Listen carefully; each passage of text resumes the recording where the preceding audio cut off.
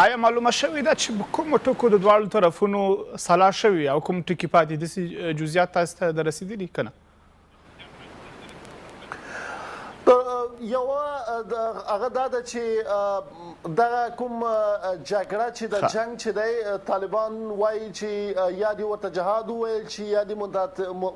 منتنزیه دا لفظ ورته استعمال شي تر څو دوی وکولی شي چې د دوی دغه په دې باندې نیوکه شته ده نو دغه الفاظو کې مشکلات شته دي دا هم ویل کېږي چې دغه مشکلات به هم زر حل شي او دوی وایي چې خصوصا طالبان وایي چې دوی څنګه وکولی شي چې دغه ناستې په منظم ډول باندې مخکې لاړ شي باید هر څه د مخکې نه اجنډا ورته جوړه شي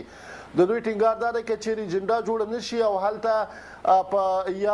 یا موضوع ورته ونه ټاکل شي که چیرې دوی دواړه ډلې سره کینی او هغه موضوعات چې که چیرې دوی ورسره مخکې نه اجنډا کې ونه نو دا به بیا ډېره ستونزمنه شي چې